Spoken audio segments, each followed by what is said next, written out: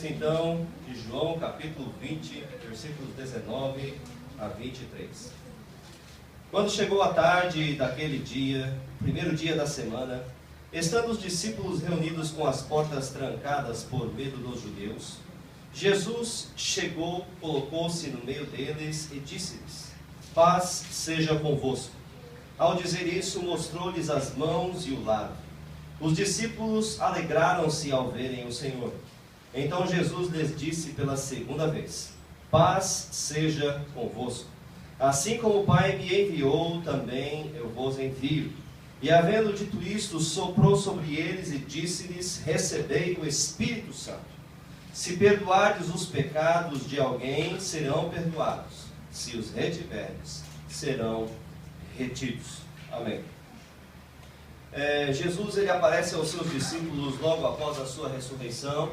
E é um período muito importante na história da igreja, porque até então nós observamos que vigorava a lei mosaica, e a partir deste momento Jesus ele cumpriu sobre si toda a lei, e ele passou a implementar uma nova realidade. Não que venhamos a descartar o Antigo Testamento, a Antiga Aliança, aquilo que Moisés ensinou. Nós sabemos até hoje que a lei mosaica ela vigora em muitos aspectos, né? Antigamente eles falavam: não matarás. Aí depois Jesus pode falar assim: pode matar? Né? Pode matar, né? Então tem tantos outros, né, mandamentos que foram dados pela lei mosaica que ainda vigoram em nossos dias. Não significa que Jesus ele veio abolir a lei moral, mas ele veio abolir a lei sacrificial. Antigamente se sacrificavam cordeiros, né? Ofereciam-se oblações, ofertas de cereais, né? E tinha todo um ritual minucioso. E esse ritual minucioso da lei, ele estava relacionado com aquilo que Jesus haveria de cumprir, com aquilo que ele haveria de fazer, para que através da sua própria vida nós viéssemos a descobrir e desenrolar este pacote, esse presente, e saber que ele veio realmente cumprir todas as coisas em si mesmo. E naquele momento em que eles estavam reunidos naquele cenáculo, naquela sala, eles estavam amedrontados. Jesus ele havia passado 3 anos com seus discípulos, lhes ensinando todas as coisas, lhes ensinando acerca do reino de Deus, e eles puderam compreender acerca da salvação, acerca do reino de Deus, viram muitos milagres, mas ao final do seu ministério terrestre, Jesus ele foi levado para ser morto. E a sua morte ela foi para selar a aliança de Deus conosco. Porque nós estávamos perdidos e mortos em nossos pecados, em nossas transgressões, e o castigo que nos traz a paz estava sobre ele, por suas pisaduras nós fomos sarados, e ele nos deu nova aliança com o Pai, e hoje, por intermédio da fé no seu nome, em seu sacrifício, nós podemos ter essa renovação de comunhão com Deus Pai, e nós somos chamados não somente servos ou escravos, éramos escravos do pecado como nós aprendemos, e nos tornamos escravos de Cristo, não isso. Mas nós nos tornamos servos, nós sentamos à mesa e nos servimos juntamente com Cristo Jesus. Nós somos filhos que servem ao seu Pai. Foi isso que nós aprendemos durante este seminário que tivemos agora durante o feriado. E essa aparição aos seus discípulos foi muito importante, porque eles estavam amedrontados, eles não sabiam mais o que fazer, porque eles não conseguiam compreender a dimensão da obra de Jesus Cristo. E naquele momento eles estavam emocionalmente abalados. Todo aquele que passa por uma grande perda, todo aquele que passa por uma grande dificuldade, ele se vê emocionalmente, muitas vezes, bloqueado. Ele não consegue mais identificar quais são os seus reais pensamentos. E naquele momento os discípulos eles estavam fechados em uma sala, e o texto ele nos diz no versículo 19, que eles estavam trancados, que eles estavam com medo dos judeus. Porque ele sabia que Jesus diretamente havia combatido certos posicionamentos farisaicos dos saduceus acerca dessa não entendimento da obra de Deus pelo amor e pela graça. E eles também tinham em sua mente que Jesus havia sido entregue para ser morto justamente pelos judeus, pelos sacerdotes. E eles estavam com medo que isso acontecesse a eles também. Por isso que eles estavam, de acordo com o versículo 19, trancados e fechados e pensando, aquilo que aconteceu com Jesus vai acontecer com a gente também, né? E eles estavam abalados emocionalmente. E antes que os discípulos viessem a desistir ou pensar em construir um outro tipo de vida fora do caminho de Deus, Jesus ele então aparece aos seus discípulos para conversar com eles. E a primeira frase que ele diz aos seus discípulos é: paz seja convosco. Irmãos, nós precisamos de paz. Nos momentos de perseguição, nos momentos de dor, momentos de perda, momentos em que nós não sabemos o que fazer, nós precisamos de paz. E esse é um refrão, um clichê que é até mesmo espalhado mundo afora, né? Na década de 60 colocava-se aqueles cartazes, paz, né? E aí colocava aquela, o pessoal fala que é o pé de galinha. Vocês já viram isso daí? Né? Aquele símbolozinho da paz, o pé de galinha. Você sabe o que significa aquilo?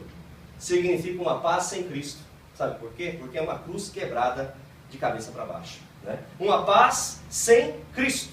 Mas paz sem Cristo não existe, né? O mundo quer paz, as pessoas querem paz, mas buscam da maneira errada, nos lugares errados. Quem é o único que pode nos dar a verdadeira paz? É o Senhor Jesus Cristo, de acordo com a palavra de Deus. E ele entra naquele cenáculo, ele conversa com seus discípulos e a sua saudação para eles é: paz seja convosco. Vocês estão amedrontados, vocês estão ameaçados, estão emocionalmente abalados, mas fiquem em paz. Eu estou com vocês. Jesus lhes disse: agora vocês podem olhar para trás e ver tudo aquilo que os profetas falaram e testificar que realmente tudo se cumpriu em mim.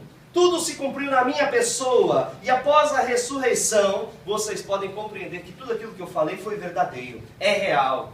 Ninguém neste mundo jamais ressuscitou. Outras pessoas morreram. Muitas pessoas até mesmo foram ressuscitadas no ministério do Senhor Jesus Cristo. Mas isso foi algo incomum. Antigamente, no passado, não se via essas coisas acontecerem. Somente Jesus, porque Ele é o dono da vida. Em Jesus Ele pode trazer a ressurreição, Ele pode dar a ressurreição, porque Ele é a ressurreição e a vida. E isso estava somente nas suas mãos, este poder.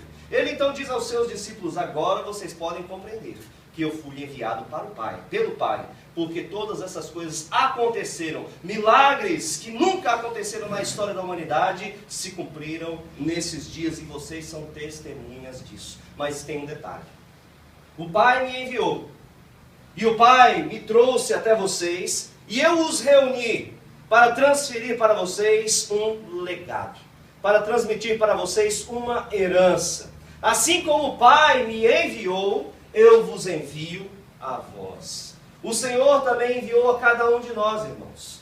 O Senhor nos enviou a este mundo, a essa geração, ao nosso tempo, à nossa época.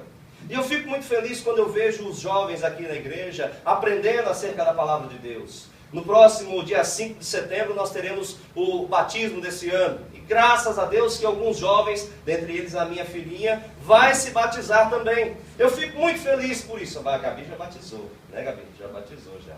Eu fico muito feliz de ver isso. Por quê? Porque um dia vai chegar um momento em que eu não vou mais poder pregar a palavra de Deus. Um dia, todos aqueles que hoje fazem parte do presbiterado, do diaconato, aqueles que levam a bandeira do Evangelho dentro dessa igreja, em mundo afora, um dia nós vamos ter que passar essa bandeira e esse cajado para a próxima geração que vai vir após nós. E eu fico muito feliz que Deus tem nos dado pessoas para nós passarmos essa herança. Porque a maior riqueza que nós temos é o Senhor Jesus Cristo. A maior riqueza que nós temos é o dom da salvação. A maior riqueza que nós temos é essa comunhão com o Pai. E nós temos a possibilidade de ver diante dos nossos olhos aqueles que herdarão estas promessas. Eles vão estar depois aqui futuramente nesse púlpito pregando a palavra de Deus. Eles vão estar falando aquilo que nós e também os antepassados falaram acerca daquilo que eles viram e ouviram e puderam provar acerca desse Deus verdadeiro. Assim como o Pai me enviou, Jesus disse: eu vos envio a vós. E vocês continuarão indo até a volta do nosso Senhor Jesus Cristo.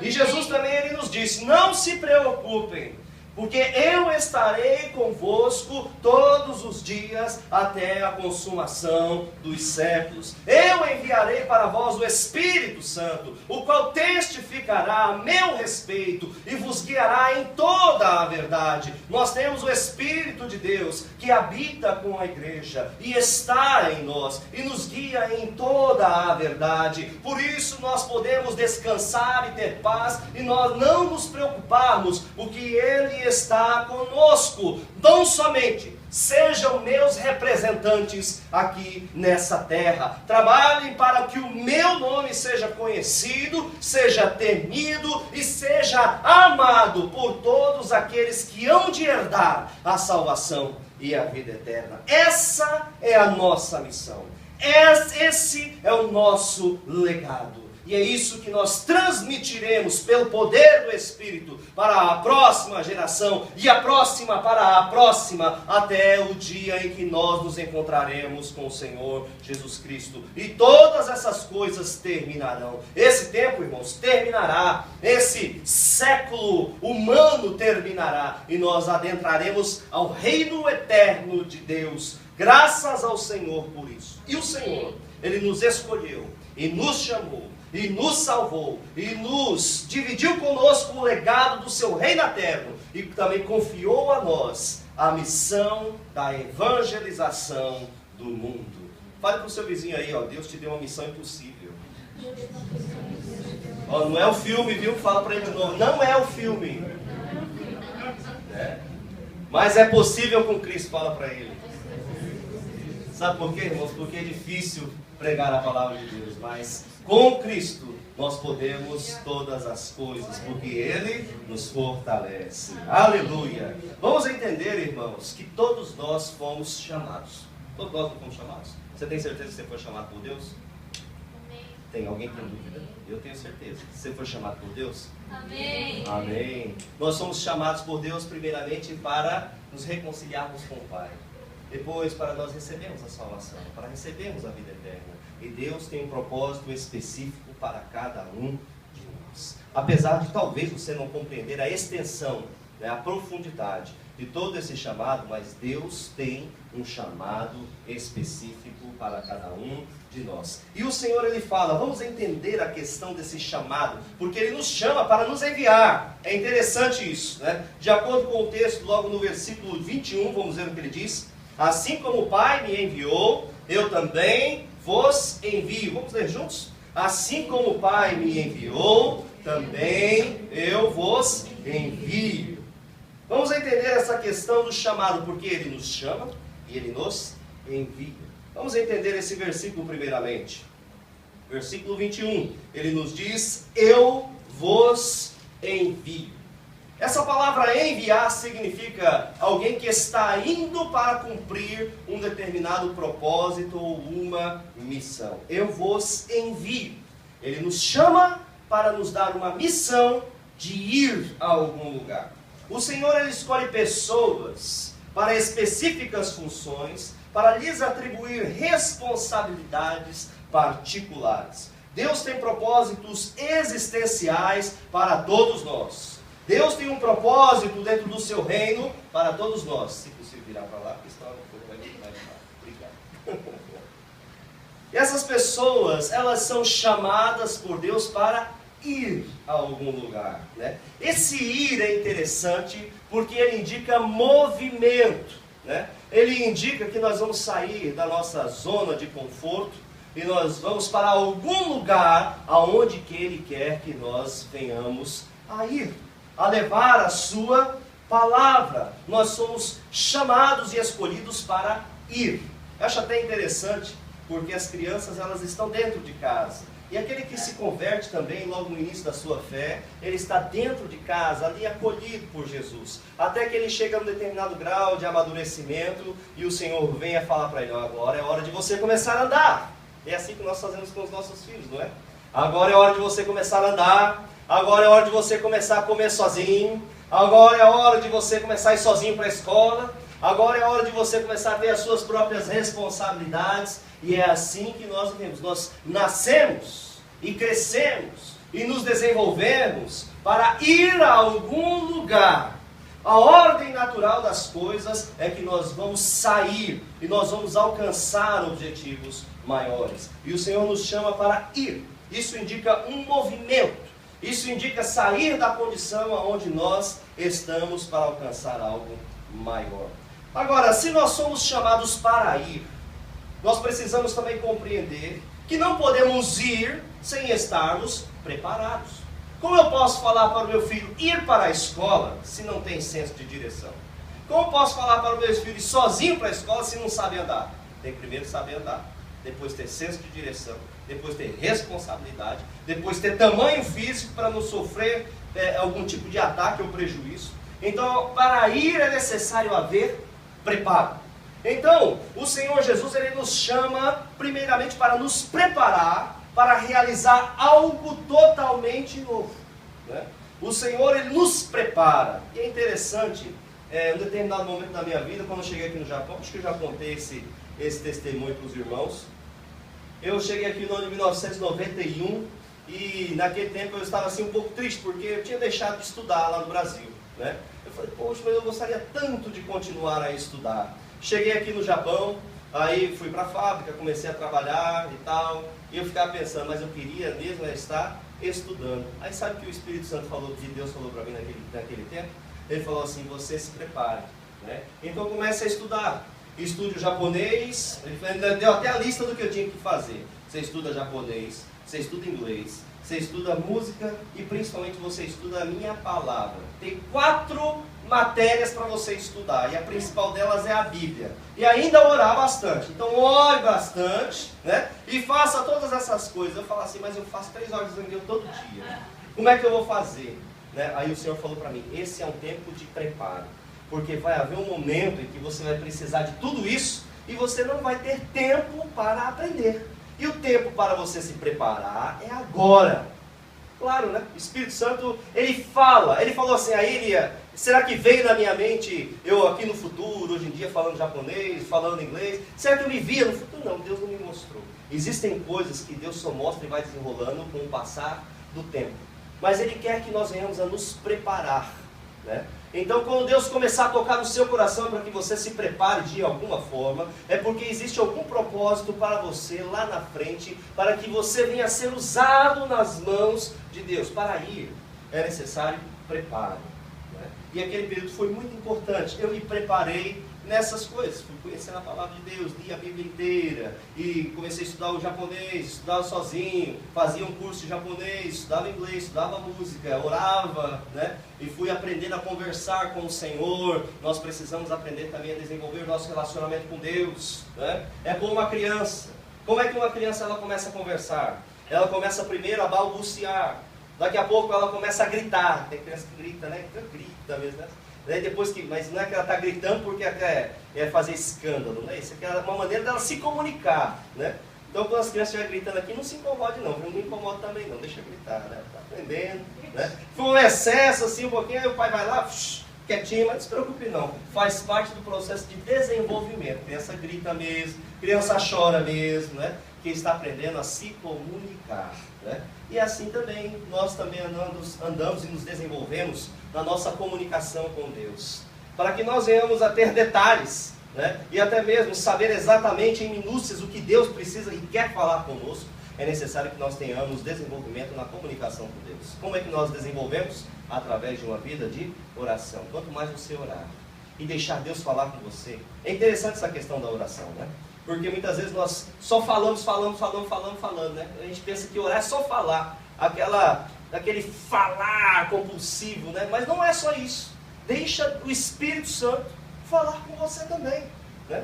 Deixa espaço para que Deus fale com você também. Aí você fala assim, mas Deus não fala comigo. Fala sim, deixa Ele falar, né? É que Ele é gentil, Ele quer deixar você falar tudo primeiro. Fala. Aí depois, se você falar amém, Ele fala assim, pô, não tem nem espaço para eu falar, né? Deixa espaço para o Espírito Santo conversar com você e falar. E você vai desenvolver esse diálogo com Deus. Isso também é preparo. Como nós teremos condições de ir realizar alguma coisa se nós não temos discernimento da voz do Espírito Santo de Deus? Sabe por quê? Porque a obra de Deus é feita pelo Espírito de Deus. É o Espírito de Deus quem move a igreja. É o Espírito de Deus quem ensina a igreja. É o Espírito de Deus quem conduz a obra da evangelização. E nós precisamos saber exatamente o que Ele quer que nós façamos para nós não fazermos as nossas próprias obras, né? Então é necessário que nós tenhamos discernimento e entendimento do que Ele quer falar conosco. Isso significa preparo. Preparo para ir. O Senhor me chamou para ir. E para ir eu preciso estar preparado. Terceiro ponto. No começo, né, nós não sabemos ao certo para onde nós vamos. Isaías capítulo 6, versículo 8, ele nos diz: depois de tudo isso, depois disso, ouvi a voz do Senhor que dizia: a quem enviarei?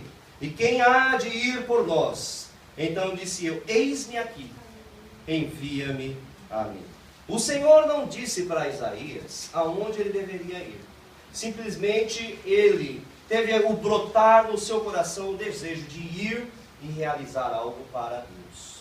No início, irmão, nós não sabemos exatamente o que Deus tem planejado para nós, mas é necessário nós termos esse desejo de ir, de realizar algo para Deus. No momento certo, o Senhor vai descortinando diante dos nossos olhos o que nós precisaremos e que devemos fazer. Não há como irmos se nós não tivermos primeiramente um chamado.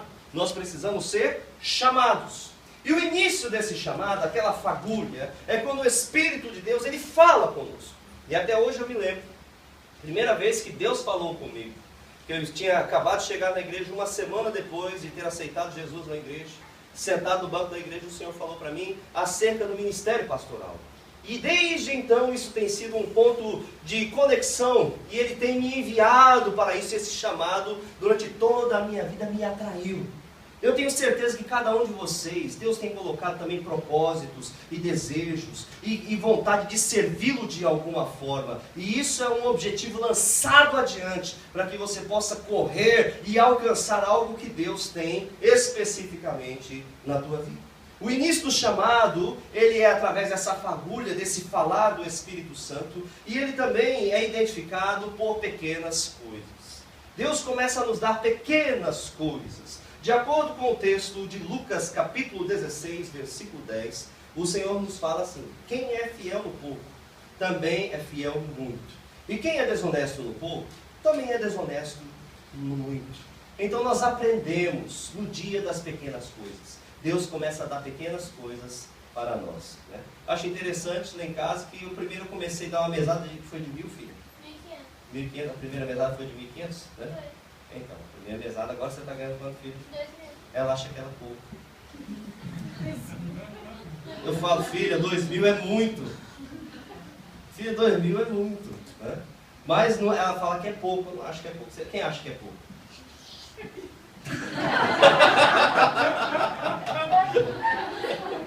Viu, filha? É só você, é bastante. 2.000 é bastante, por quê? Tem que aprender a valorizar um pouquinho. Fazer muito com pouco, né? Não é assim que a gente faz, né?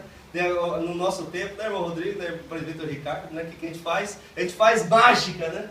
Chega o salário lá e tem que fazer mágica, tem que fazer muito com pouco, né? Aliás, é isso mesmo que o Senhor nos abençoa, porque Ele que multiplica a nossa renda, não é verdade? Do jeito que as coisas estão ficando mais caras, mais imposto, né? Só Deus para multiplicar. E se a gente não tiver ali o cuidado, a direção de Deus, ó, vai tudo embora, né? Então é necessário que nós aprendamos a fazer muito com pouco, né? Então, para isso é necessário que nós venhamos a não desprezar o dia das pequenas coisas, né? Para que nós venhamos também a ter a possibilidade, sabedoria, de utilizar recursos maiores quando o Senhor depositá-los em nossas mãos. Nós não podemos. Jó capítulo 8, versículo 7 nos diz: o seu começo parecerá modesto, mas o seu futuro será de grande prosperidade, né? E é assim que deve ser a nossa vida. Pode parecer tão modesto, tão pequenininho, né? Mas será de grande prosperidade, porque nós aprendemos a utilizar todos os recursos com a sabedoria de Deus. Então, para nós irmos, é necessário que nós, primeiramente, nós não desprezemos o dia das pequenas coisas. Nós venhamos ter sabedoria, nós venhamos saber que é necessário um preparo, é necessário que nós tenhamos um entendimento, que nem sempre nós vamos saber tudo, mas é necessário sabermos somente o dia a dia, e o Senhor vai nos conduzir de glória em glória, de vitória em vitória. Eles, os seus discípulos, eles foram discipulados, Eles aprenderam a seguir os passos de Jesus, fazer o que Jesus fez. Esse foi o preparo. Eles foram também treinados, porque ninguém nasce sabendo. Nós precisamos ser treinados. Chega lá no seu trabalho, às vezes a gente fica até bravo porque o chefe fala, faz assim, faz assim, faz assim, mas que chefe insistente, né? Faz assim toda hora, né? Mas é pelo fato de estar nos treinando. Nós precisamos ser treinados. É chato ser treinado, meu irmão, olha, é chato ser treinado, mas depois vai dar um fruto. Persevere, né? Às vezes eu fico até aborrecido comigo mesmo, né? Eu falo assim, eu sou chato com o irmão Renan, tadinho do irmão Renan, né? A gente está ali tocando junto, o irmão aqui, mas que a gente está treinando junto, né? Eu falo assim, aí até a Ana Cláudia fala para mim, meu amor, você está passando do limite. É verdade, meu amor, você tem razão, às vezes passa do limite, quem está treinando, né?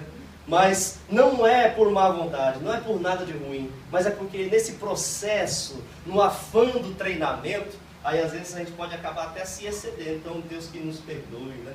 Que nós possamos sempre ser treinados, né? Porque o Senhor também nos treina. E a gente é teimoso, às vezes não quer aprender, né? Não estou falando do irmão, estou falando de mim, tá? Não quer aprender, né? Então o Senhor tem paciência para que nós venhamos a aprender a fazer a sua vontade. Eles também aprenderam a ouvir e a reconhecer a voz do Mestre durante todos esses anos. Depois da sua morte, eles viam Jesus e já não questionavam mais. Esse é o meu Mestre, porque eles reconheciam a voz do Senhor. Eles foram provados, né? Então, antes de nós sermos enviados, nós também somos provados. Porque não há como nós irmos sem a garantia de que nós não vamos tropeçar no meio do caminho. É necessário que sejamos primeiramente provados e depois aprovados, para aí então sermos enviados. Todo esse processo é complicado, mas tudo existe porque faz parte do preparo.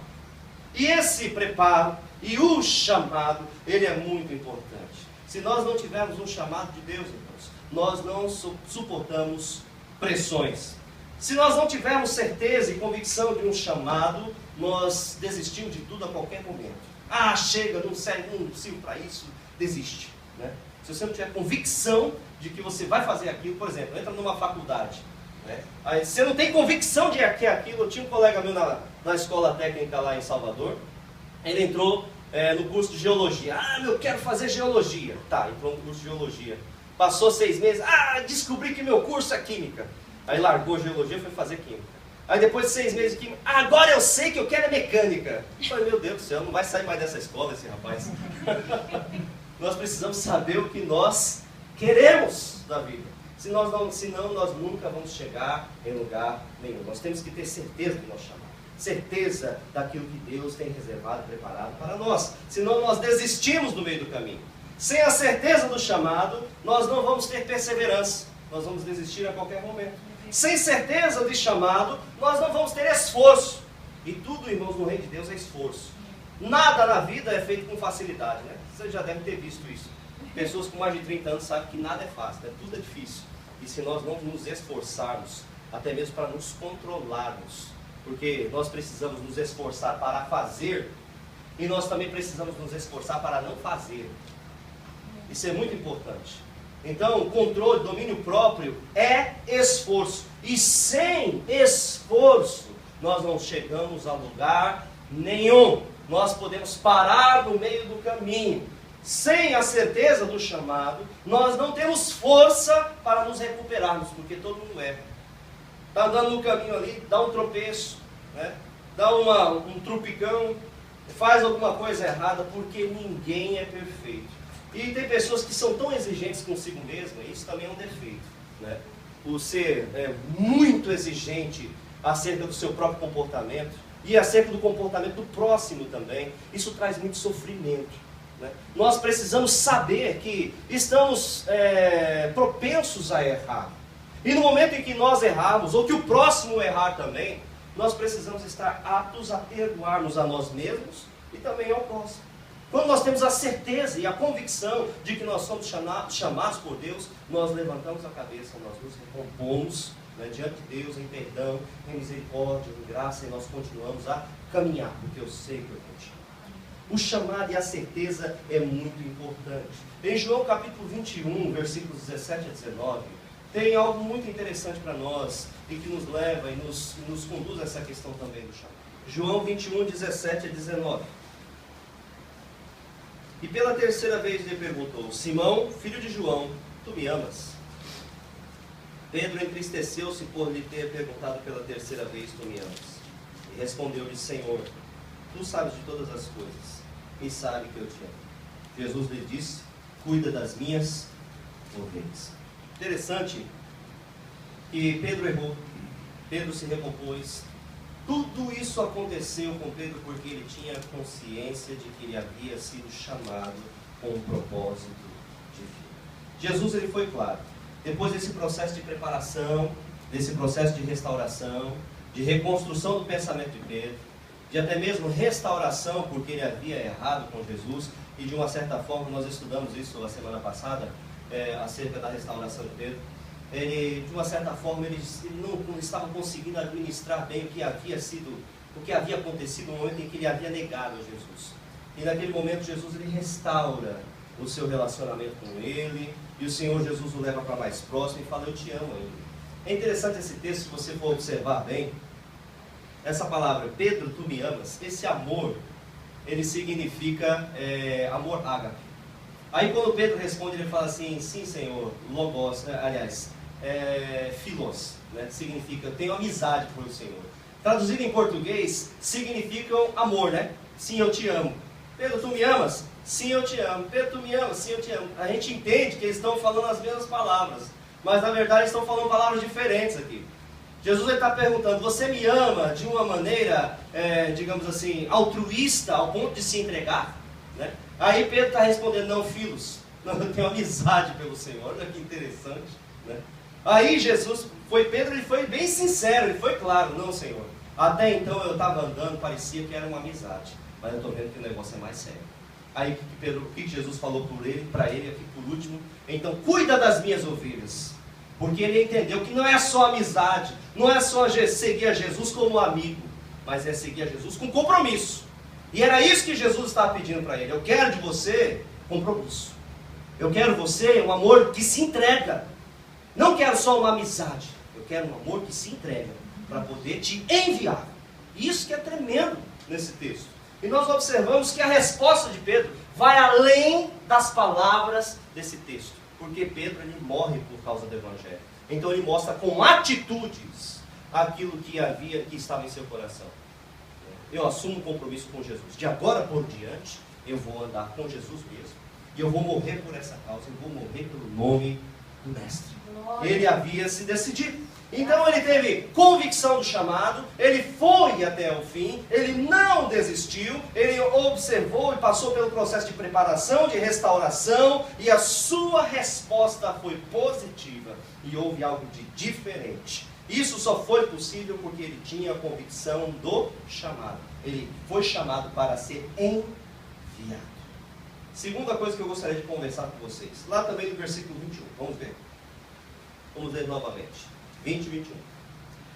Então Jesus lhes disse pela segunda vez: Pai seja convosco, assim como o Pai me enviou, eu também vos envio.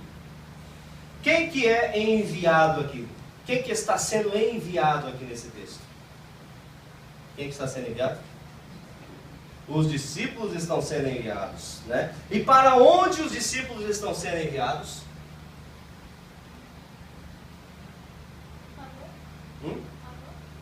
Aonde? A nós? Ao mundo, isso, né? Então os discípulos, eles estão sendo enviados, os discípulos de Jesus, eles estão sendo enviados ao mundo. Nós somos enviados, e nós somos enviados para irmos até o mundo. É interessante nós observarmos para onde nós estamos sendo enviados. Quem que está sendo chamado e enviado? Somos nós que somos cristãos. Não são somente algumas pessoas, mas todos aqueles que aceitam o nome do Senhor e que têm uma aliança com Jesus, todos nós somos enviados de alguma forma para irmos à nossa família, para irmos à localidade onde nós residimos, para irmos às pessoas que estão trabalhando conosco, para irmos até aqueles que ainda não foram alcançados, para irmos a terras estrangeiras, missionários. Nós somos chamados para ser enviados a algum lugar. Nós que somos filhos de Deus e que temos uma aliança com o Senhor Jesus. Cada geração, ela tem os seus próprios desafios, e as suas próprias dificuldades. A geração dos discípulos de Jesus, eles tiveram os seus próprios desafios. Eles passaram a existir ali do tempo do Império Romano, eles foram perseguidos, eles foram mortos, lançados no Coliseu, foram impossibilitados de pregar o Evangelho por todo o Império Romano, né? Mas muitos deles tiveram que morrer. Esse não é o nosso desafio hoje. O nosso desafio hoje é diferente. Nós temos hoje 5 gerações vivendo paralelamente. Até o início do século XX, existia uma certa igualdade em termos de geração, um tradicionalismo. Se passava de pai para filho a necessidade de guardar princípios morais e de ter um determinado tipo de relacionamento familiar, mas houve uma transformação total no estilo de vida da população mundial e da civilização humana. Nesses últimos 100 anos, nós temos aqui vivendo conjuntamente 5 tipos de geração. A primeira geração seria a geração que viu o século XVIII, que é uma geração tradicionalista. E essa geração ela se prolongou até o meio da Segunda Guerra Mundial. Da Segunda Guerra Mundial até a década de 60, que foi a geração pós-guerra, que é a chamada geração Baby Boomer. Então essa geração, eles começaram a ver um mundo totalmente destruído e sendo reconstruído, e eles tinham um tipo de mentalidade, eles queriam estabilidade. Existe uma outra geração que veio da década de 60 até a década de 70, que é a minha geração, e é a geração que eles chamam de geração X. É uma geração que viu a Revolução Hippie, que viu a Revolução Contracultural, a rebelião dos filhos contra os pais, e toda essa quebra de paradigmas morais aconteceram justamente na minha geração. Né? E depois veio o rock and roll, e veio as pessoas saindo de casa, comportamentos totalmente desviados do tradicionalismo e rompendo com valores bíblicos, foi justamente na minha geração de 60 a 80. A geração de 80 até o ano 2000 é uma geração que já começou a viver uma outra realidade. Um mundo rompido com as Escrituras, um mundo rompido com Deus e um mundo também acelerado. Né? Então tudo quando se fala em termos de geração, essa geração Y, seria a geração das pessoas rápidas, que fazem tudo ao mesmo tempo. E tem a geração dos nossos filhos agora, que vem do século 2000, do século 21, né, a partir do ano 2000. Então essa geração ela já nasceu no contexto da internet, já nasceu no contexto virtual. A nossa geração viu essa transformação. O mais importante para nós, e nós sentimos esse choque, era o relacionamento. Né? Nós saímos e nós gostávamos de ter amigos e ter colegas. Né? E nós gostávamos só de ficar conversando. Hoje em dia as crianças elas preferem ficar isoladas e sozinhas. Então é um mundo totalmente diferente do que nós conhecíamos. Como nós vamos evangelizar esta geração? Como nós vamos falar de Jesus neste novo momento? É um grande desafio. Nós temos muitos amigos, né? Mas nós temos poucos relacionamentos. Conhecemos muitas pessoas, mas nós temos pouco relacionamento. E isso é um grande desafio da nossa geração. Nós precisamos nos contextualizar para pregarmos o Evangelho dentro desse próprio contexto. Uma outra dificuldade que nós encontramos, especificamente agora para as crianças que nascem aqui no Japão. Nós viemos para cá trabalhar aqui, os nossos filhos nasceram aqui no Japão. Eles são crianças de terceira cultura. Esse também é um desafio para nós e para a igreja aqui no Japão. Os nossos filhos muitas vezes não falam bem o japonês, não falam bem o português, andam ali por um caminho dividido, têm dificuldade de se adaptar tanto em um lado como o outro. Mas esse desafio ele pode ser vencido na medida em que nós temos a direção de Deus, na medida também em que essas crianças são impulsionadas e incentivadas a vencer essas dificuldades, porque elas vão ser inseridas num contexto de multiculturalidade. Né? Então, eu observo dentro da escola japonesa, as crianças têm dificuldade de aprender o idioma japonês, de aprender o japonês. Né? E chega lá na matéria de estudos sociais, de japonês, tira tudo nota baixinha, né? Fala assim, a música, a educação física, está tudo lá em cima, né? Aí chega japonês, estudos sociais, história, está tudo baixinho, né? Fala assim, mas aí a criança pensa, né? Mas eu não vou conseguir, não nasci para estudar, né? Eu não vou conseguir me formar, e fica aquela preocupação, né? Mas, sendo incentivado, com o tempo, a criança consegue se desenvolver. volta para o Brasil, então é melhor estudar lá no Brasil. Chega lá, entra na escola do Brasil, sente dificuldade também do mesmo jeito. Não consegue aprender porque estudou muito tempo aqui no Japão ou no exterior. Essa dificuldade, ela não é somente entre nós. É uma dificuldade para todos aqueles que moram no exterior. Mas, se as crianças são impulsionadas e incentivadas, elas conseguem atravessar essa dificuldade e atingir um outro tipo de construção emocional que não existe para aquelas que são nativas, que estão somente no Japão ou somente no Brasil.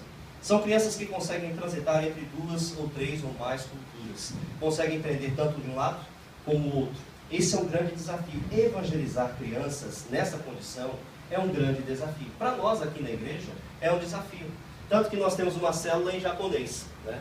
As crianças, elas, na célula, é interessante dos adolescentes, fala-se em japonês, fala-se em português, para que elas tenham condições de compreender o que está sendo dito, né? Para que elas venham assimilar o Evangelho. Isso também é um grande desafio.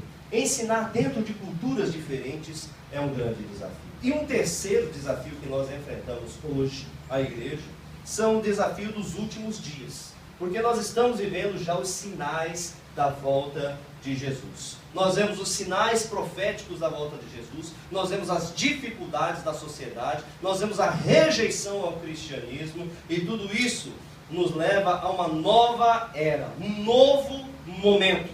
Um momento em que os cristãos estarão retornando àquilo que acontecia já na igreja primitiva. A igreja primitiva, ela sofreu muito por causa da perseguição. E nós podemos observar nos nossos dias a igreja sendo perseguida. É para este mundo que o Senhor tem nos enviado.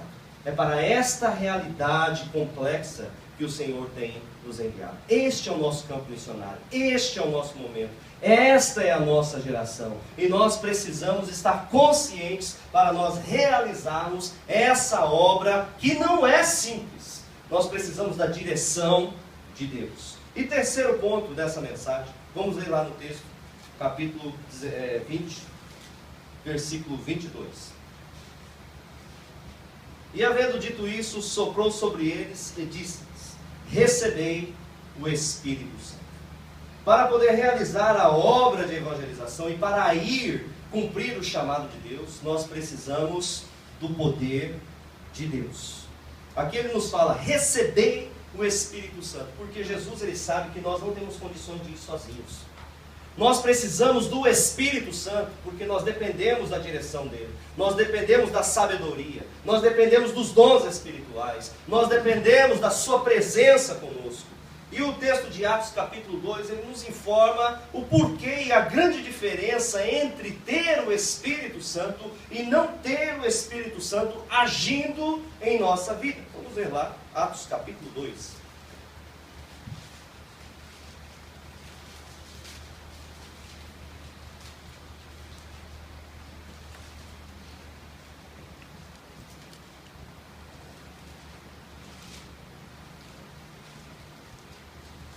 Atos capítulo 2, versículo 4 nos diz: todos ficaram cheios do Espírito Santo e começaram a falar em outras línguas conforme o Espírito lhes concedia. A unção do Espírito Santo, ela nos dá a capacidade de falarmos uma nova língua. O Espírito Santo, ele transforma as nossas palavras, o Espírito Santo transforma a nossa maneira de falar. Capítulo 2, versículos 6 e 7. Quando o som foi ouvido, a multidão se aglomerou. E todos ficaram confusos, pois cada um os ouvia falar em sua própria língua. E perplexos e admirados diziam uns aos outros: por acaso esses que estão falando não são todos galileus? As pessoas se avolumaram para ouvir a palavra de Deus, por causa do mover da unção de Deus. Versículo 8. Como então cada um de nós os ouve falar em nossa língua materna? A unção do Espírito Santo traz sinais e muitas vezes milagres. Versículo 9. Partos, medos e elamitas, habitantes da Mesopotâmia, da Judéia e da Capadócia, do Ponto e da Ásia. A unção do Espírito Santo também, ela quebra as diferenças, as barreiras, todas as barreiras sociais. A unção do Espírito Santo também nos habilita e nos capacita a vencer com a palavra de Deus. A unção do Espírito Santo abre a visão daquilo que Deus quer realizar. E a unção do Espírito Santo também nos traz a autoridade de Deus. E a unção do Espírito Santo, versículo 37, ela quebra a incredulidade. Na parte B do versículo 37, a unção do Espírito Santo, ela nos estimula a um novo estilo de vida. E a unção do Espírito Santo, ela nos leva e nos direciona aonde nós devemos pregar a palavra de Deus. O Senhor, Ele nos orienta e Ele nos mostra para onde nós devemos ir. E nós somos convocados para essa obra. Nós temos um chamado, nós temos um propósito. E Deus tem uma tarefa particular para realizar por nosso intermédio. Fiel é esse que os chama. 2 Tessalonicenses capítulo 5, versículo 24. Fiel é o que nos chama. E nós sabemos que quem chama e quem envia é o Senhor Jesus Cristo. E é Ele que nos dá a capacidade para realizar a sua obra. Amém? Vamos nos colocar de pé e vamos orar.